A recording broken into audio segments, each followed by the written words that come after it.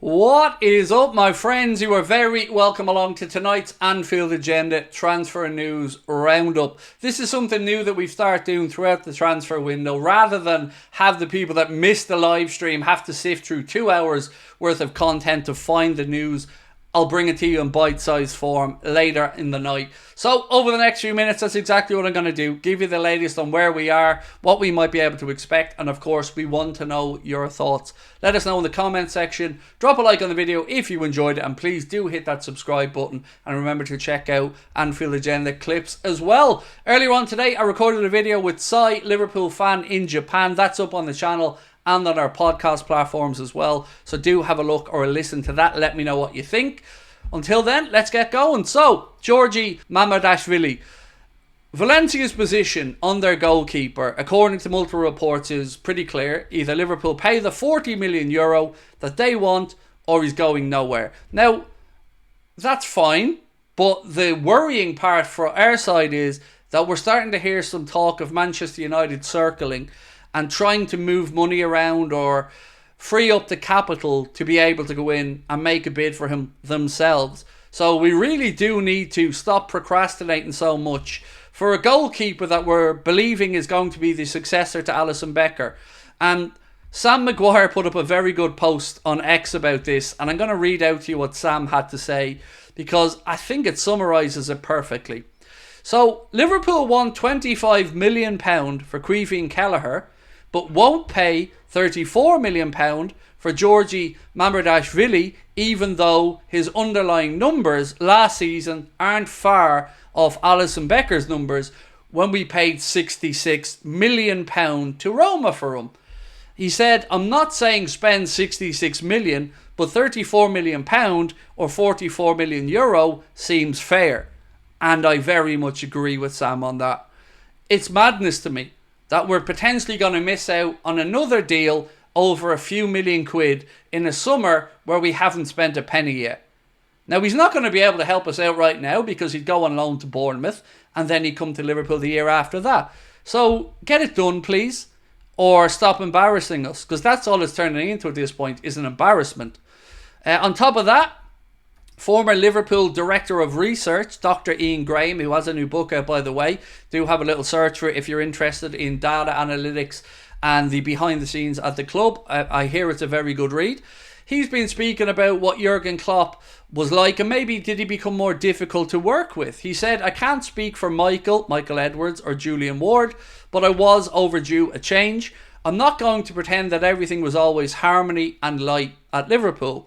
Now, I guess you can interpret that however you want, but what I would say is there's always disagreements behind the scenes at any business, and hopefully they never got toxic. But again, we don't know because nobody's really broken ranks and spoken here. We have heard, though, in the past that we wouldn't have signed Fekir and Alisson because the money wouldn't have been there, which is a worrying situation for me.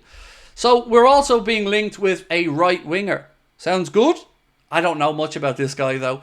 So Liverpool are monitoring highly rated 19-year-old Ghent winger Matthias Fernandes Pardo. Again, if any of you guys have watched much of this guy, please feel free to reach out in the comments and let us know. I haven't seen a minute of him. I didn't even know he existed until I'd seen this link.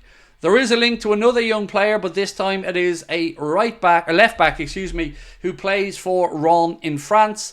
Adrien Truffert. He's 22 years of age. He has had one senior cap for the French national team, played in the Olympics with the under-23s, had 43 appearances last season in the French top division, and again, no problem if he's the one that the club look at and view as a potential successor to Andy Robertson in the future. Go get it done. But it still doesn't solve the centre-back issue and the midfielder issue, which are the two most pressing ones in this window, in my opinion. Now, lots of talk about Branthwaite, right? Lots of money going on Jared Branthwaite, but still no real clear indication anywhere that that's a deal Liverpool are looking to do, or a deal that Everton would even entertain. So I think we can stick a pin in that one. With regards to Gonzalo Inacio, seems to have gone quiet, but quiet isn't always a bad thing.